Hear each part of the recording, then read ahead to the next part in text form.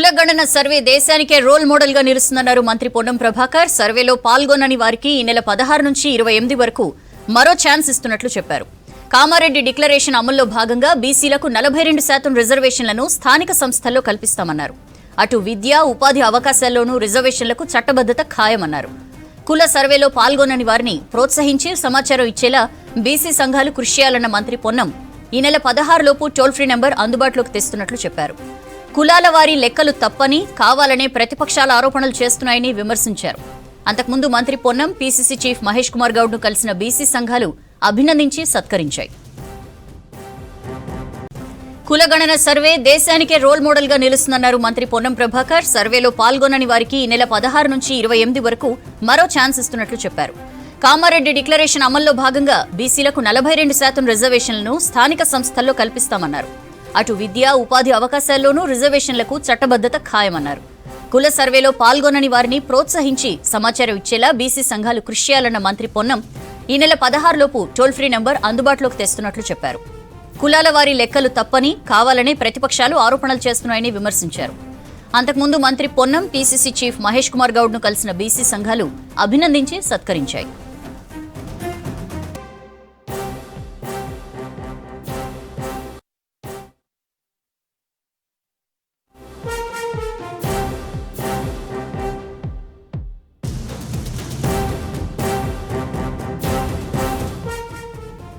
కృష్ణా నదీ జలాల పంపిణీ విషయంలో రాష్ట్రానికి అన్యాయం జరగనివ్వమన్నారు మంత్రి ఉత్తమ్ కుమార్ రెడ్డి. తెలంగాణ ప్రజల హక్కులు కాపాడేందుకు ప్రభుత్వం కట్టుబడి ఉందన్నారు.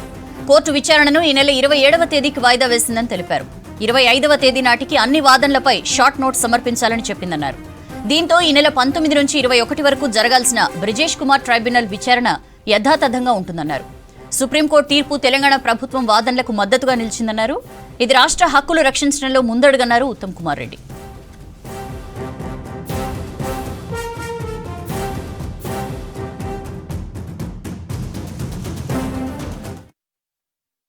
హైదరాబాద్ ను అన్ని రంగాల్లో అభివృద్ధి చేస్తోంది రాష్ట్ర సర్కార్. భవిష్యత్లో ఆర్టిఫిషియల్ ఇంటెలిజెన్స్ ముఖ్య పాత్ర పోషిస్తుండటంతో నగరంలో ఏఐ యాక్సిలరేటర్ సెంటర్ ఏర్పాటుకు గూగుల్ కంపెనీ ప్రతినిధులతో సర్కార్ అగ్రిమెంట్ చేసుకుంది. భవిష్యత్కు అవసరమైన గ్లోబల్ టెక్నాలజీ సిటీలోనే బిల్డ్ అవుతుందన్నారు. భవిష్యత్లో దేశంలోనే హైదరాబాద్ ను అగ్రగామిగా నిలబెడతామన్నారు ముఖ్యమంత్రి రేవంత్ రెడ్డి.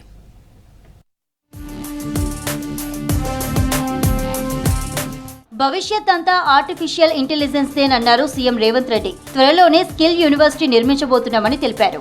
హైదరాబాద్ లో ఏఐ సిటీ నిర్మిస్తామన్నారు. హైదరాబాద్ గచ్చిబౌలిలో కొత్త మైక్రోసాఫ్ట్ ఆఫీస్ ను ప్రారంభించారు సీఎం రేవంత్. భవిష్యత్తులో మరిన్ని కార్యాలయాలు స్థాపించి ఉద్యోగ అవకాశాలు కల్పించాలన్నారు రేవంత్. కొత్త ఆఫీస్ ప్రారంభోత్సవం తర్వాత సెంటర్లో తిరిగారు. అక్కడ ఉన్న మైక్రోసాఫ్ట్ ప్రతినిధులతో ముచ్చటించారు.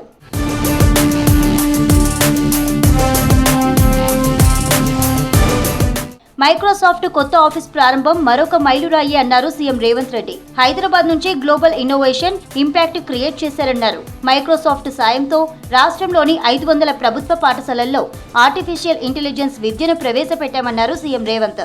మరోవైపు హైదరాబాద్ లో ఏఐ సెంటర్ ఏర్పాటుకు మైక్రోసాఫ్ట్ తో ఒప్పందం కుదుర్చుకుంది రాష్ట్ర ప్రభుత్వం. AI is the future. Microsoft and state government of Telangana are now partners to launch Advantage Telangana, which includes AI Foundations Academy.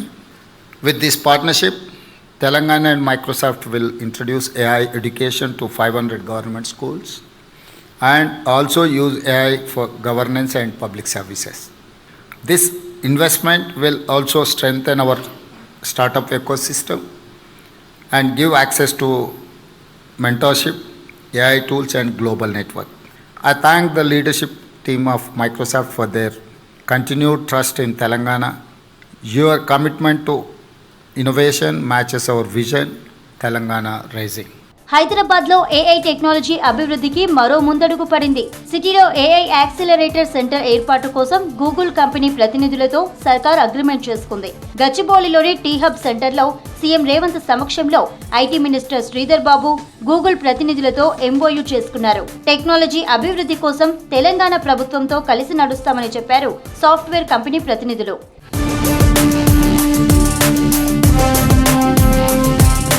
ఇక సెక్రటేరియట్ లో రైలింగ్ పట్టి కూలడంపై సర్కార్ సీరియస్ అయింది. ఇంజనీర్లపై R&B principal secretary Vikas Raj ఆగ్రహం వ్యక్తం చేశారు. 24 గంటలైనా అధికారులు నివేదిక ఇవ్వకపోవడంపై ఫైర్ అయ్యారు. రేపటిలోగా సమగ్ర రిపోర్ట్ ఇవ్వాలని బిల్డింగ్ ఇంజనీర్లను ఆదేశించారు. సెక్రటేరియట్ 6వ అంతస్తులో పీఓపీ పార్టిషన్ స్వల్పంగా కూలింది. సీఎం ఛాంబర్ అంతస్తు మెయిన్ ఎంట్రన్స్ దగ్గర పార్టిషన్ కూలడంతో Ramagundam market committee chairman car ధ్వంసమైంది. 1200 కోట్ల రూపాయలతో కట్టిన భవనం నాసిరకమని ఆరోపణలు వస్తున్నాయి. హైదరాబాద్ పెట్టుబడులకు గమ్యస్థానమన్నారు రాష్ట్ర మంత్రులు. అన్ని వర్గాలకు సమానంగా న్యాయం జరిగేలా కృషి చేస్తున్నామన్నారు. ఏవియేషన్ రంగానికి తగిన ప్రోత్సాహం ఇస్తామన్నారు. రీజనల్ రింగ్ రోడ్ నిర్మాణ పనులను వేగవంతం చేస్తామన్నారు. బీఆర్ఎస్ అగ్ర నాయకులు కులగణన సర్వేలో పాల్గొని చిత్తశుద్ధి నిరూపించుకోవాలన్నారు మంత్రులు.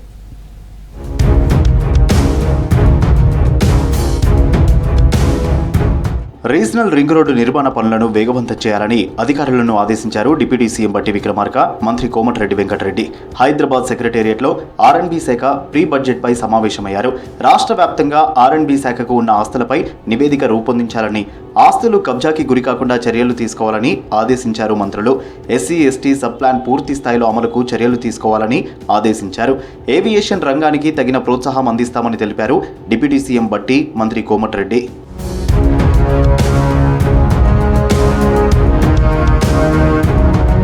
హైదరాబాద్ పెట్టుబడులకు గమ్యస్థానమన్నారు మంత్రి శ్రీధర్ బాబు. తెలంగాణ డిజిటల్ లైఫ్లో మైక్రోసాఫ్ట్ కీలక పాత్ర పోషిస్తుందని చెప్పారు. 5 ఏళ్లలో స్టేట్లోని 9 మిలియన్ల ఇండ్లకు డిజిటల్ కనెక్టివిటీ అందిస్తామన్నారు. హైదరాబాద్ గచ్చిబౌలిలో మైక్రోసాఫ్ట్ కొత్త ఆఫీస్ ఓపెనింగ్ సెరమనీలో పాల్గొన్నారు మంత్రి. భవిష్యత్తుకు అవసరమైన గ్లోబల్ టెక్నాలజీ సిటీలోనే బిల్డ్ అవుతుందన్నారు Sridhar Babu. The climate over here, the environment over here, I mean to say political environment over here, ideologies keeping apart, we made this happen. This is the culture. This is the culture of our Telangana. Everybody knows that with 52 global renowned R&D institutions and 30 plus universities and 6 centers of excellence and a workforce of about 6 million, Hyderabad definitely is a truly a global city. BRS అగ్ర నాయకులు కులగణన సర్వేలో పాల్గొని చిత్తశుద్ధి నిరూపించుకోవాలన్నారు మంత్రి పొన్నం ప్రభాకర్. సమగ్ర కుటుంబ సర్వేని గత బీఆర్ఎస్ పాలనలో ఎందుకు బయటపెట్టలేదని ప్రశ్నించారు. ఎవరైనా మనం ఏదైనా కార్యక్రమంలో పాల్గొంటే ఆ కార్యక్రమానికి సంబంధించి మంచి చెడును మాట్లాడే హక్కు వస్తుంది. ఆ కార్యక్రమంలో భాగస్వామ్యమైనప్పుడు ఆ కార్యక్రమం గురించి రివ్యూలో పార్టిసిపేట్ చేసే హక్కు వస్తుంది. అసలు టీఆర్ఎస్ పార్టీ అగ్ర నాయకత్వం ఎవరు కూడా ఈ సర్వేలో పార్టిసిపేట్ కాకుండా దాన్ని ఎంతసేపు విమర్శకే పరిమితం అవుతా ఉన్నారంటే వాళ్ళ యొక్క మానసిక స్థితి బలహీన వర్గాల పట్ల ఏ విధంగా అణచివేయాలనే దృక్పథం స్పష్టంగా కనబడతా ఉంది. టీబీ బాధితులకు రాష్ట్ర ప్రభుత్వం అండగా ఉంటుందన్నారు మంత్రి దామోదర రాజనరసింహ. క్షయరహిత తెలంగాణ లక్ష్యంగా పనిచేస్తున్నామన్నారు. టీబీ విస్తరించకుండా రాష్ట్ర వ్యాప్తంగా నిరంతరం స్క్రీనింగ్ కార్యక్రమాలు చేపట్టామన్నారు. సీఎం రేవంత్ రెడ్డి ఆదేశాలతో 9 జిల్లాల్లో 100 రోజుల పాటు టీబీ వ్యాధి నిర్మూలన కార్యక్రమాలను చేపట్టామన్నారు. క్షయ వ్యాధి బాధితులకు అండగా నిలిచి సాయం అందిస్తున్న 8 ఫార్మా కంపెనీల ప్రతినిధులకు ప్రశంసా పత్రాలు అందించారు మంత్రి దామోదర రాజనరసింహ. హైదరాబాద్లోని తన నివాసంలో 8 ఫార్మా కంపెనీలను ప్రత్యేకంగా అభినందించారు.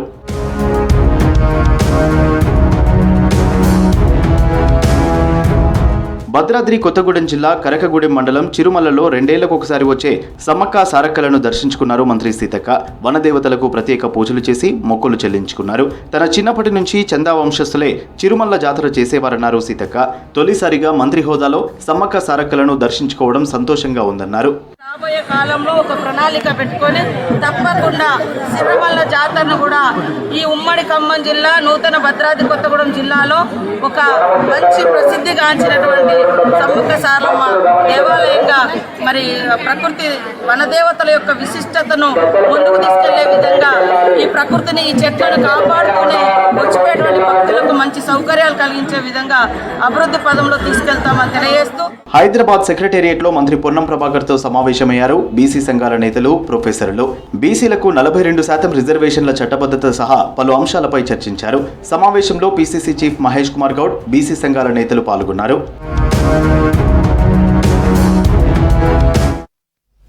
రాష్ట్రంలో బీసీల జనాభా 46% ఉంటే 42% రిజర్వేషన్లు ఎలా ఇస్తారని ప్రశ్నించారు బీఆర్ఎస్ నేతలు.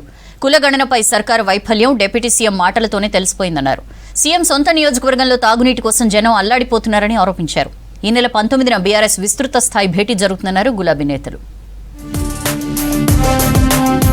సీఎం రేవంత్ రెడ్డి సొంత నియోజకవర్గంలో తాగునీటి కోసం జనం అల్లాడిపోతున్నారని సోషల్ మీడియాలో పోస్ట్ చేశారు మాజీ మంత్రి BRS MLA Harish Rao. Machine Bhagiratha నీళ్లు రాక బిందెలతో కొడంగల్ టేకులకోడు ప్రజలు రోడ్డెక్కి నిలదీస్తున్నారన్నారు. సమ్మర్ ప్రారంభంలోనే ఇలాంటి పరిస్థితి ఉంటే మున్ముందు ఎలా ఉంటుందని ప్రశ్నించారు. సంక్షేమ పథకాల్లో కోతలు విధిస్తున్నారన్న హరీష్ రావు కనీసం తాగునీటి కొరత లేకుండా చూడాలన్నారు.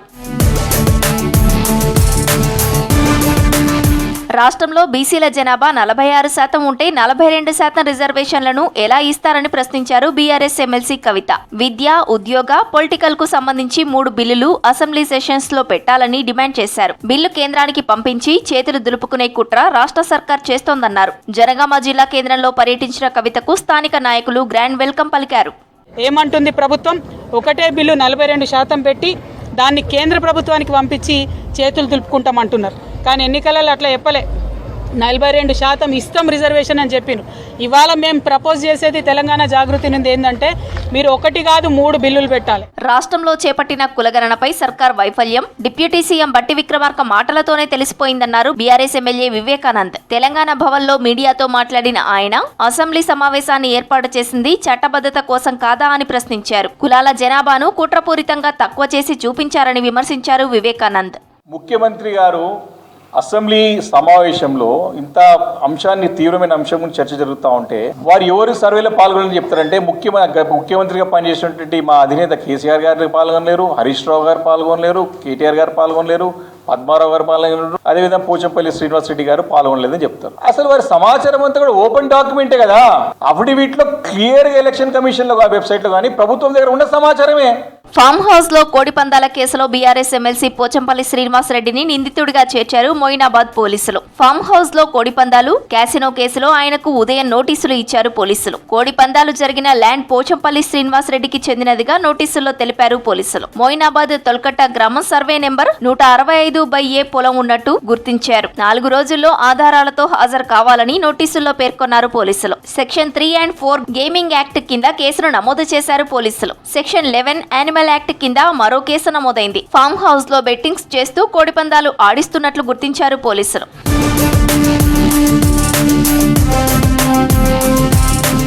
ఈ నెల 19న కేసీఆర్ అధ్యక్షతన బీఆర్ఎస్ విస్తృత స్థాయి కార్యవర్గ సమావేశం జరగనుంది. పార్టీ ఎంపీలు, ఎమ్మెల్యేలు, ఎమ్మెల్సీలతో పాటు జిల్లా అధ్యక్షులు, డీసీసీబీ, డీసీఎంసీ చైర్మన్లు హాజరు కానున్నట్లు పార్టీ వర్కింగ్ ప్రెసిడెంట్ కేటీఆర్ తెలిపారు. బీఆర్ఎస్ ఆవిర్భవించి 25 ఏండ్లు కావస్తున్న నేపథ్యంలో సిల్వర్ జూబ్లీ వేడుకలు, పార్టీ సభ్యత్వ నమోదుపై డిస్కస్ చేయనున్నట్లు పార్టీ నేతలు చెప్పారు. హామీల అమలులో ప్రభుత్వ నిర్లక్ష్యంను ప్రజల్లోకి తీసుకెళ్లటం చర్చించనున్నట్లు తెలిపారు.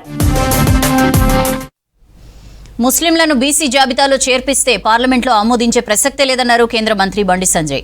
మతపరమైన రిజర్వేషన్లకు బీజేపీ వ్యతిరేకమన్నారు. కులగణనపై రేవంత్ సర్కార్ తప్పుడు లెక్కలు చెప్తోందన్నారు అరవింద్. ఎమ్మెల్సీ ఎన్నికలతో పాటు రానున్న స్థానిక సంస్థల ఎన్నికలపై ఫోకస్ చేస్తోంది బీజేపీ.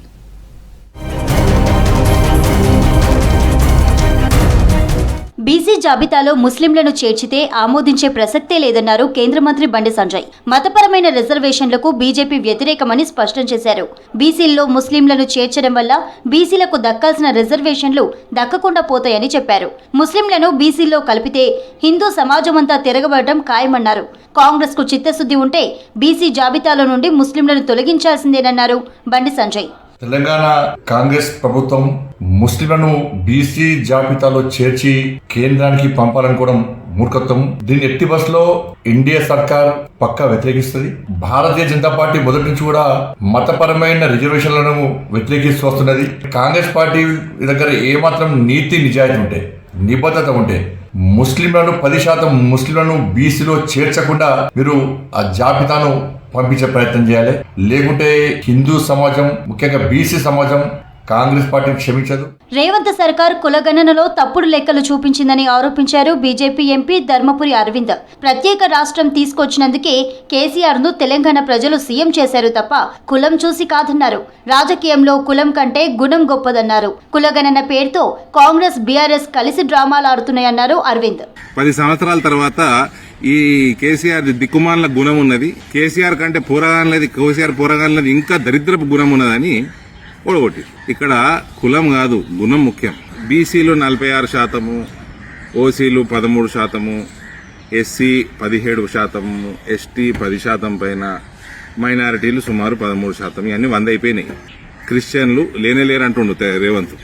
కులాల వారీగా నెంబర్లు ఒఫీషియల్గా రాలేదు.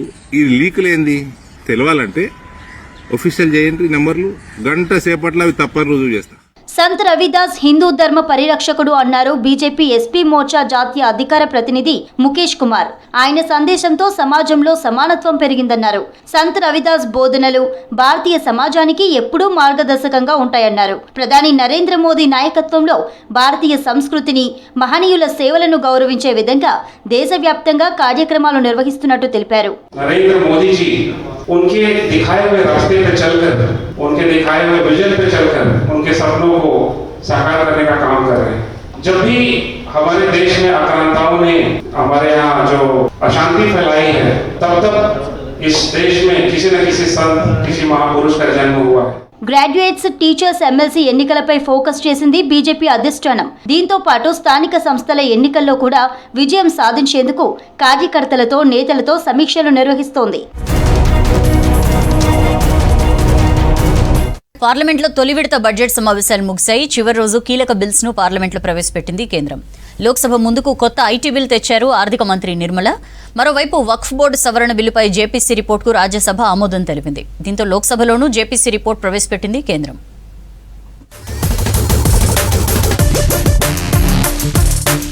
పార్లమెంట్ బడ్జెట్ సమావేశాల ఫస్ట్ సెషన్స్ వాడివేడిగా జరిగాయి. తొలి విడత సమావేశాల చివరి రోజు కీలక బిల్లులు తెచ్చింది కేంద్రం.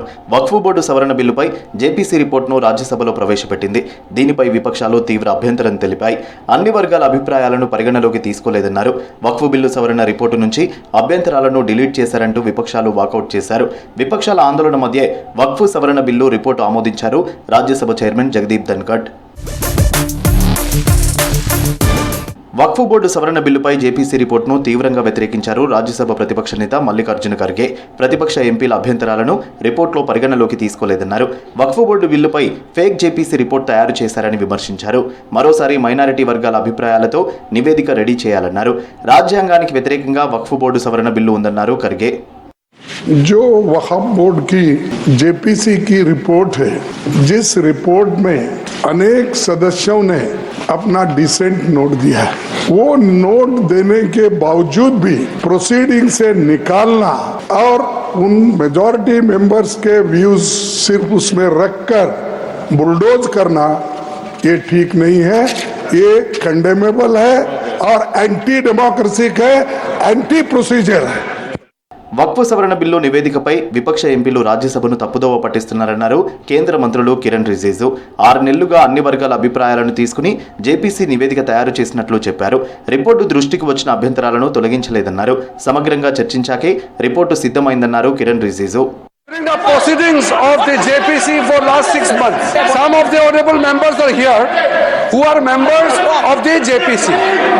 They can clarify from the Ministry of Minority Affairs. My own Secretary of the Ministry of Minority Affairs continuously attended the JPC meeting. All the officers are supporting them, and the proceedings were as per rule. And finally, when the report is tabled, it would be the fittest of the things if honorable members read the report. లోక్సభలో కొత్త ఆదాయ పన్ను ప్రవేశపెట్టారు కేంద్ర ఆర్థిక మంత్రి నిర్మలా సీతారామన్. బిల్లును select కమిటీకి పంపిస్తున్నట్లు చెప్పారు. రాబోయే session first day IT bill చర్చకు పెట్టనున్నట్లు సభకు చెప్పారు. మరోవైపు కొత్త ఐటీ బిల్లుపై విపక్ష ఎంపీలు నిరసనకు దిగారు. కొత్త ఐటీ బిల్లు కేంద్రం తీరును నిరసిస్తూ లోక్సభ నుంచి వాకౌట్ చేశారు. Thinking that it is only a mere mechanical change. They are not mechanical change. Substantial changes are being made. Number of words have come down by half. Where there was 5.5 lakh words, now it's come down by half. Sections have come down. Chapters have come down. It's in plain simple English and plain simple Hindi. And therefore, these are not sustainable. వక్ఫ్ సవరణ bill లోక్సభలో ప్రవేశపెట్టారు JPC chairman Jagdambika Paul.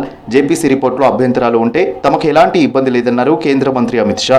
మరోవైపు అమిత్ షా మాట్లాడుతుండగానే విపక్ష ఎంపీలు నిరసనకు దిగారు. వక్ఫ్ సవరణ bill రిపోర్టులో అభ్యంతరాలను తొలగించడంపై నిరసన తెలిపారు. विपक्ष के कुछ सदस्यों ने आपत्ति जताई है कि इनके जो विमत है, डिस्प्यूट्स है, इनको पूरी तरह से नहीं रखा गया है. मैं मेरी पार्टी की ओर से आपको विनती करना चाहता हूं कि विपक्ष के जो डिस्प्यूट्स हैं एक सिर नीर कर आप संसदीय कार्यप्रणालिका के उपयुक्त रूप में जो जोड़ना है वो जोड़े, इसमें मेरी पार्टी को कोई आपत्ति नहीं। రాష్ట్ర విభజన తర్వాత తెలంగాణ అప్పుల్లో కూరుకుపోయిందన్నారు ఆర్థిక మంత్రి నిర్మలా సీతారామన్. రాజ్యసభలో బడ్జెట్పై చర్చ సందర్భంగా ఆమె మాట్లాడారు. విభజన కంటే ముందు తెలంగాణ రెవెన్యూలో మిగులు రాష్ట్రంగా ఉందన్నారు. విభజన తర్వాత అప్పుల్లో కూరుకుపోయిందని చెప్పారు. విభజన తర్వాత మోదీ సర్కారే తెలంగాణకు భారీగా నిధులిచ్చిందన్నారు Nirmala. Post the Reorganization Act getting passed, Telangana was revenue surplus. Today, it is, I'm sorry to say, I'm not picking on any one state. Every state has its issues. But today, the debt that Telangana is in, despite the measures taken by the central government, I will read this out, and I'm not blaming this party or that party, I repeat. Parliament budget సమావేశాలు తిరిగి మార్చి 10న ప్రారంభం కానున్నాయి. 2025 budget సమావేశాలను 2 విడతలుగా నిర్వహిస్తోంది కేంద్రం. కూటమి ప్రభుత్వం రైతులకు అండగా ఉంటుందన్నారు ఏపీ సీఎం చంద్రబాబు. అంతర్జాతీయ మార్కెట్లో ఒంగోలు జాతి గిత్తలకు మంచి డిమాండ్ ఉందన్నారు. వైసీపీ మాజీ ఎమ్మెల్యే వల్లభనేని వంశీ అరెస్ట్ను తీవ్రంగా ఖండించారు వైఎస్ఆర్సీపీ నేతలు. కుట్రపూరితంగా వంశీని అరెస్ట్ చేశారన్నారు. దాడికి ప్రతిదాడి చేయడం కూటమి ప్రభుత్వం విధానం కాదన్నారు ఏపీ మంత్రి అచ్చెన్నాయుడు. ప్రపంచ వేదికపై ఒంగోలు గీత తన సత్తా చాటిందన్నారు ఏపీ సీఎం చంద్రబాబు. అంతర్జాతీయ మార్కెట్లో ఒంగోలు జాతి గీత 41 కోట్లు పలకడం శుభపరిణామమన్నారు. రాష్ట్ర పశుసంవర్ధక వారసత్వం ప్రపంచానికి చాటి చెప్పిందన్నారు. ఒంగోలు గీతలు ఉన్నత జన్యువులు బలానికి ప్రసిద్ధి చెందాయన్నారు. ఒంగోలు గీత జాతిని పరిరక్షిస్తూ పాడి రైతులను ఆదుకోవడానికి ప్రభుత్వం కృషి చేస్తోందన్నారు చంద్రబాబు. వైసీపీ మాజీ ఎమ్మెల్యే వల్లభనేని వంశీ అరెస్ట్ అయ్యారు. హైదరాబాద్ రాయదుర్గంలో ఉంటున్న ఆయన్ను విజయవాడ పడమట పోలీసులు అరెస్ట్ చేశారు. కిడ్నాప్, దాడి, ఎస్సీ/ఎస్టీ అట్రాసిటీ కేసులు నమోదు చేశారు. వైసీపీ అధికారంలో ఉండగా గన్నవరం టీడీపీ ఆఫీస్పై జరిగిన దాడి కేసులో వంశీ A71గా ఉన్నారు. గన్నవరం టీడీపీ ఆఫీసులో కంప్యూటర్ ఆపరేటర్గా పనిచేస్తున్న సత్యవర్ధన్ను కిడ్నాప్ చేసి బెదిరించినట్లు వంశీపై ఆరోపణలున్నాయి. మాజీ ఎమ్మెల్యే వల్లభనేని వంశీ అరెస్ట్ను ఖండించారు వైసీపీ సీనియర్ నేత భూమన కరుణాకర్ రెడ్డి. వంశీ అరెస్ట్ కక్ష సాధింపు చర్యనని ఆరోపించారు. ప్రతీకారంతో అరెస్టులు చేస్తున్నారని సీఎం చంద్రబాబు, మంత్రి నారా లోకేష్ పై ఫైర్ అయ్యారు భూమన. కూటమి ప్రభుత్వం కుట్రపూరితంగా వల్లభనేని వంశీని అరెస్ట్ చేసిందన్నారు వైఎస్ఆర్సీపీ ఎమ్మెల్సీ బొత్స సత్యనారాయణ. వల్లభనేని వంశీ గారి అరెస్టు ప్రతీకారం తీర్చుకోవటానికి ముఖ్యమంత్రి చంద్రబాబు నాయుడు గారు ఒక తప్పుడు కేసు బనాయించి ఈ రోజున అరెస్టు చేయటం జరిగింది. ప్రజలందరూ కూడా గమనిస్తున్నారు. ఇలా వైసీపీ నాయకులందరినీ కూడా వీళ్ళని ఏదో ఒక రకంగా తుదమెట్టించాలా రాజకీయంగా అన్నటువంటి దురుద్దేశంతో లోకమంతా కూడా అర్థం చేసుకుంటున్నది. ఈ అరెస్టును తీవ్రంగా ఖండిస్తున్నా. ఎంతసేపు వాడిని అరెస్ట్ చేస్తాం, వీళ్ళని అరెస్ట్ చేస్తాం, వాడిని ఇది ఇవన్నీ రొటీన్ జాబ్. అవి దానికి అంత పబ్లిసిటీలు, దానికి అంత ఈ ప్రాధాన్యతలు, దాని మీద అంత ప్రత్యేకమైన ఫోకస్ అవసరంలే. వల్లభనేని వంశీ అరెస్ట్ను భూతద్దంలో చూడొద్దన్నారు ఏపీ వ్యవసాయ శాఖ మంత్రి అచ్చెన్నాయుడు. కక్షపూరితంగా అరెస్టు చేయాలనుకుంటే అధికారంలోకి రాగానే చేసేవాళ్ళమన్నారు. దాడికి ప్రతిదాడి అనేది తమ ప్రభుత్వం విధానం కాదన్నారు. దాడికి ప్రతిదాడి అనేది రాజకీయాల్లో మంచిది కాదు. లాస్ట్ 5 years ఇలాగే చేసి రాష్ట్రం తీవ్రమైనటువంటి That's all for now. Stay tuned.